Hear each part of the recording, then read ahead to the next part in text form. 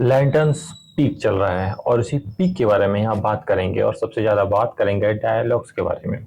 Mean कौन लिख रहा है डायलॉग्स इतना ही क्रेजी और इतना ही माइंड ब्लोइंग। मतलब मैंने इतना बेहतरीन डायलॉग शायद ही देखा होगा किसी सुपर हीरो जॉनर वाली सीरीज में जितना यहाँ चल रहा है। मीन ये तो सबको पीछे छोड़ दिया, द बॉयज को पीछे छोड़ दिया, सीजन 1 को भी जितना बेहतरीन ये चल रहा है। लैंटर्न जिस तरह से खुद को रिप्रेजेंट कर रहा है डायलॉग वाइज वो तो मतलब क्रेजी है, एक्स्ट्रा ऑर्डिनरी है कह सकते हैं। क्योंकि आप देखोगे उसमें एलियंस का लैंग्वेज वो बात कर रहे हैं इंग्लिश ही, वो ह्यूमन लैंग्वेज ही बात कर रहे हैं। पर उनका लैंग्वेज और ह्यूमंस का लैंग्वेज जो जॉन स्टीवर्ट बात करता है उसमें काफ़ी अंतर है। ये एपिसोड 1 में भी दिखा हमें और ये अभी एपिसोड 2 में भी दिखा। सबसे पहले तो जॉन स्टीवर्ट क्या बेहतरीन स्टूडेंट है। मतलब इतना जल्दी वो सीख गया कि कौन एलियन है कौन नहीं। क्योंकि एपिसोड 1 में वो तो डाउट में ही था। जब हैल जॉर्डन इंटरोगेशन कर रहा होता है तो डाउट में रहता है ना वो, कि उसे लगता है हैल जॉर्डन चूतिया है, इंटरोगेशन कर रहा है, उसे लग रहा है ये एलियन है, हो ही नहीं सकता है, वैसा ही लग रहा था। पर जब हैल जॉर्डन बोलता है कि मैं सिर्फ बातें करके पता लगा लूंगा ये एलियन है या नहीं, तब जॉन स्टीवर्ट को यकीन तो होता नहीं है। पर वो काइंड ऑफ सोचता है कि चलो कुछ तो होगा, कुछ तो लॉजिक होगा, और वो प्रूव भी कर देता है। और यहीं से वो सीख जाता है कि कौन एलियन है कौन नहीं। और इतना जल्दी सीखता है सेकंड एपिसोड में दूसरे ही दिन जब वो जाता है और वो किडनैप होता है, एलियन उसे किडनैप करते हैं। तो वहाँ जब बात कर रहा होता है वो तो ह्यूमन फॉर्म में ही होते हैं।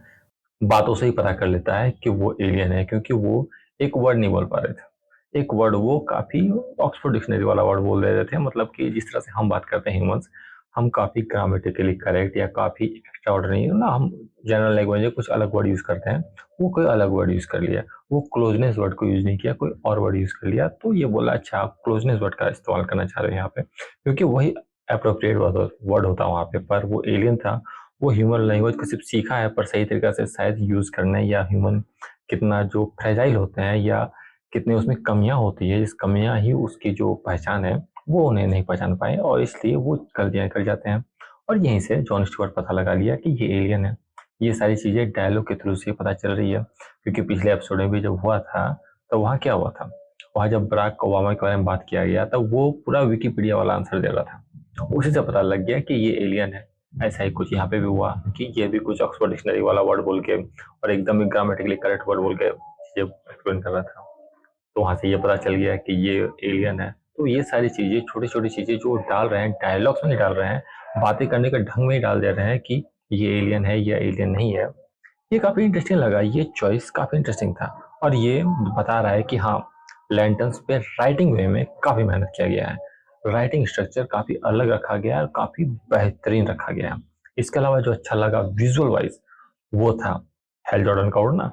मीन हेल जॉर्डन का उड़ने को जिस तरह से वो नेल किए हैं, जिस तरह से उसके फ्लाइंग सीन को नेल किए हैं, मीन कमाल है। इतना बेहतरीन फ्लाइंग सीन मैंने नहीं देखा।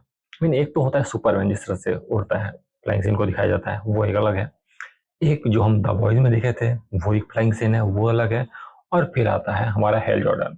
इतना रियलिस्टिक ऐसा लग रहा है कि कोई कैमरा रख दिया है और सच में किसी को उड़ते हुए रिकॉर्ड कर रहा हो, सच में कोई फ्लाई कर रहा हो, उस तरह से उसे रिकॉर्ड किया गया है।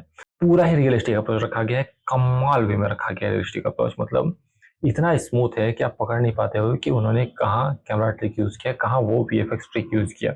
उसे इतना क्लियर रखे हुए हैं। वो जिस तरह से इंटरेस्टिंग कुछ कर जाते हैं ना कोई, मतलब कि सुपर हीरो जॉनर में आप सोचते हो कि चीजें डाइल्यूट हो चुकी है, ये ऐसे ही दिखाया सकता है, इस तरह से ही रिप्रेजेंट किया जा सकता था।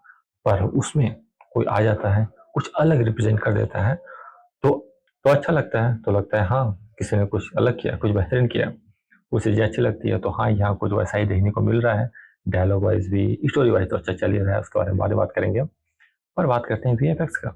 इस जॉन स्टीवर्ट जो एक बर्ड बनाया था, जो बर्ड काफी चंचल था एक नेचर वाइज ना, वो काफी उड़ रहा था, इधर उधर कर रहा था। तो वो उसे जिस तरह से दिखाया गया, जिसे शो किया गया, जितना उसे परफेक्ट वे में दिखाया गया है, वो भी मतलब उस पर आपका ध्यान नहीं जाता है। वो उसके उस पर फोकस भी नहीं रहता है। वो मेन कैरेक्टर है भी नहीं पूरे, उस सीन का भी नहीं है मेन कैरेक्टर। फिर भी आप उसका उस पर ध्यान दोगे तो वो इतना स्मूथ है, इतना इंटरेस्टिंग, इतना बेहतरीन है, इतने अच्छे वे से नेल किया गया उसके फिनिश को, उसके उड़ने के ढंग को, कि आप फैन बन जाते हैं उस चीज़ के कि हाँ, जो इम्पोर्टेंट नहीं है सीन, जो वीएफएक्स सीजी सीन इम्पोर्टेंट नहीं है, जो सीजी क्रिएचर उन्होंने बनाया है वो भी काफ़ी अच्छे से बनाया है और नील किया है उन्होंने। और इसके अलावा जॉन स्टीवर्ट जो उसे बनाया है उसकी तारीफ एलियन करता है, बोलता है तुमने कैसे बना दिया ये रिंग से एक लिविंग थिंग। जो बनाना इम्पॉसिबल है। और तब वो जाता है जॉन स्टीवर्ट हेल जॉर्डन के पास, बोलता है कि तुमने मेरी तारीफ क्यों नहीं की, क्योंकि ये तो काफी इम्पॉसिबल चीज है। तब बोलता है ठीक है, सरकास्टिकली तारीफ कर देता है वो कि ठीक है लो तारीफ की है। तो काफी हेल जॉर्डन स्ट्रिक्ट तो है, पर हाँ कहीं ना कहीं जॉन स्टीवर्ट खुद को साबित कर रहा है कि वो रिंग के लायक है। पर मुझे लगता है वो रिंग इसलिए नहीं पाएगा क्योंकि वो काफी कॉन्फिडेंट हो जाता है, काफी एरोगेंट हो जाएगा। इन ए वे वो एरोगेंट भी है, जो रिंग को नहीं चाहिए होगा कि आर यू अफ्रेड और ना उससे भी चीजों में उसमें कुछ चीजें कमियां होगी जिसके कारण रिंग उसे नहीं चुनेगा एट द एंड, क्योंकि 26 का जो टाइमलाइन दिखाया गया है वहां पे रिंग उसे नहीं चुनता है ना, इस एपिसोड में दिखाया गया है। तो शायद हमको लगता है एरोगेंट ही वो चीज होगा जिसके कारण वो नहीं चुना जाता है, क्योंकि वो खुद को समझता है कि वो कैपेबल है, उसमें वो सारी बातें हैं जो रिंग को चाहिए। और ये एरोगेंस ही उसे ले डूबेगा आगे चल के, जो मुझे देख के लग रहा है कि ऐसा होने वाला है। इस सीरीज के एंड में वही होने वाला है। इसके अलावा मैन हंटर के बारे में बात होता है। मैन हंटर, मार्शन मैन हंटर जो है वो तो मतलब एक चीज ही है, एक स्पेसीज है जो सेकंड बिगेस्ट थ्रेट है, जो लास्ट में बोला जाता है सेकंड बिगेस्ट थ्रेट है ह्यूमैनिटी के लिए, अर्थ के लिए। आई थिंक फर्स्ट जो ह्यूमन थ्रेट बोला जा रहा है वो सुपरमैन को ही बोला जा रहा है, क्योंकि बहुत को सुपरमैन को एज ए थ्रेट ही समझते हैं। तो हो सकता है सुपरमैन को पहला और मैन हंटर को दूसरा बोला जा रहा है, मे बी कोई और, पता नहीं, शायद उसे बोला जा रहा है। जो भी है, मैन हंटर काफी इंपॉर्टेंट होने वाला है इस सीरीज के लिए भी और आगे फ्यूचर के लिए भी, क्योंकि मैन हंटर डीसी लोर का बहुत बड़ा पार्ट है और डीसी सिनेमेटिक यूनिवर्स का भी बहुत बड़ा पार्ट रहने वाला होगा। फिलहाल लैंटर्स की लोर को बहुत अच्छे से स्टेब्लिश किया गया है, लैंटर्स के कॉन्फ्लिक्ट को भी काफी अच्छे से स्टेब्लिश किया गया है, और ये भी स्टेब्लिश कर दिया गया है कि यहाँ एलियन रहते हैं, कई अलग अलग तरह के एलियन रहते हैं, कई अलग अलग स्पेसीज के एलियन रहते हैं, और उनका भी अपना कॉन्फ्लिक्ट चल रहा है अर्थ के अंदर ही ह्यूमन के बीच, और ह्यूमन फॉर्म में ही सब एग्जिस्ट कर रहे हैं। क्योंकि जब वो कहानी बताता है ना जॉन स्टुअर्ट को कि मेरे साथ क्या हुआ, वो बता रहा था इस एलियन ने, हम जो एलियन है उसे अटैक किया, उस तरह से हमें हमारी प्रजाति को, हमारी जो पूरी पीढ़ी को मारा। तो वो एलियन कॉन्फ्लिक्ट थी अनेक तरीका से। उसका जॉन स्टीवर्ट को हटाओ, जॉन स्टीवर्ट के बारे में वो एलियन भी जानता है जो मैन हंटर, मार्सन मैनहंटर जो वहां रखा हुआ है, जिसको कैद करके रखा हुआ है अपना लैंटर्न, वो भी जानता है। वो कैसे जानता है? वो इसलिए जानता होगा ताकि वो साइकिक वे में दोनों कनेक्ट होंगे किसी वे में, तो इसी से वो जानता होगा जॉन स्टीवर्ट के बारे में, क्योंकि मुझे लग रहा है वही रीजन हो सकता है। और इसी वे में मैन हंटर लैंटर्न जो है उसे उससे निकलवाना चाहेगा सच की कौन है आजकल। मैन हंटर जो अभी अर्थ में है एकमात्र है जो अभी सारी कॉन्फ्लिक्ट का जड़ बना हुआ है, वो सारी चीजों को बताएगा। और हाँ एक चीज, वो जो एलियन जो किडनैप किया था जॉन स्टीवर्ट को, उसी के 4 लोग मरे थे यहाँ पर, उसी के 4 एलियन मरे थे। तो कहीं ना कहीं वो चीजें भी सेटअप हो रही है कि हाँ ये दोनों एलियन का ही कॉन्फ्लिक्ट है, ये पूरा जो कॉन्फ्लिक्ट है दो एलियन के बीच का कॉन्फ्लिक्ट है, तो ह्यूमन के बीच हो रहा है, जिसको लैंटस हमारा जो हेल जॉर्डन है वो उसे सही करेगा। अब देखना ये उसे कैसे सही करेगा। 48 आवर का टाइम है, तो 48 आवर में चीजें कैसे सही होगी। और फाइनली वो सूट पहनता है इसमें, क्योंकि जॉन स्टुअर्ट ले आता है उसका सूट, तो वो पहनता है। अब कॉन्फ्लिक्ट एलियन का है, 2 एलियन के बीच है, और हमारे पास गैलेक्टिक पुलिस है अपना हेल जॉर्डन, तो वो इस चीज को कैसे सॉल्व करता है, अरेस्ट करता है ना, या क्या करता है, क्योंकि उसका तो एक अपना एक प्रिजन सेल बना हुआ है, बहुत कुछ बना हुआ है वहाँ पे, तो वहाँ भी कुछ जो वेपन वो रखा ही होगा, तो वहाँ से चीजें किस तरह से यहाँ जुड़ेगी देखना इंटरेस्टिंग होगा। फिलहाल के लिए सीरीज अच्छा लग रहा है और काफी सारी चीजें इंटरेस्टिंग लग रही है। और हाँ उसके बारे में बात करना भूल गया, हमारी शरीफ, शरीफ का जो रोल प्ले किया है वो काफी अच्छा से उस रोल को प्ले किया, इमोशनल एंगल को भी काफी अच्छे प्ले करती है।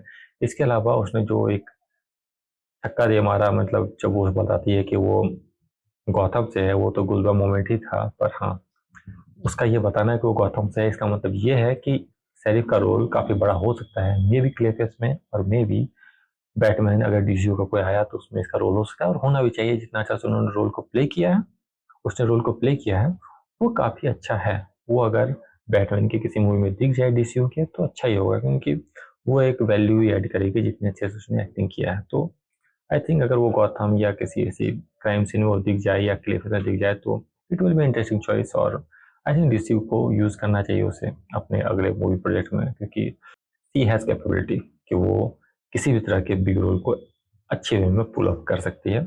जो अच्छा लगा उसके बारे में कि हाँ जिसको उन्होंने चुना है इस रोल को प्ले करने के लिए वो काफी इंटरेस्टिंग चॉइस था और अच्छा चॉइस था कि हाँ अच्छे बंदे को चुना गया है। अब देखना यह है कि उसे गौतम में यूज करेंगे, क्या वो गौतम वापस जाएगी नहीं जाएगी, यहीं रहेगी, क्योंकि ये तो सर तो तबाह हो चुका होगा 2026 में। तो देखना इंटरेस्टिंग होगा कि चीज़ें कैसे जाती है, गौतम को किस तरह से रिप्रेजेंट करते हैं, और अगर इसे गौतम से जोड़ रहे हैं शेरिफ को तो क्या, और बड़े वे में जोड़ेंगे। और उसका जो फादर इन लॉ है वो तो मतलब है ही एलियन, और वो तो साला हेल जॉर्डन को गोली मार देता है। ये तो बता बात ही करना भूल गया, हेल जॉर्डन को गोली मार देता है उनसे क्या। और हेल जॉर्डन बोलता है कि ये तो मुझे मार नहीं सकते हैं, पर वो बोलता है कि मार सकते हैं, अगर वो सोच रहे हैं मारने का तो मार सकते हैं। इंटरेस्टिंग था ये कि ओके वो मार ही देते हैं, और फिर शेरिफ जो होती है वो हेल जॉर्डन का क्लास लगा रही होती है, उसको नहीं बोल रही होती है फादर इन लॉ को कि उसने ब्रेक रूल तोड़ा, उसने गोली मार दी। वो बोलता है उसके प्रॉपर्टी में घुसोगे तो वो मारेगा। ये सारी चीजें हैं, मतलब वहाँ काफी सारी चीजें बैठ तो है जो शेरिफ भी छुपा रही है, क्योंकि वो भी काफी चीज जानती है।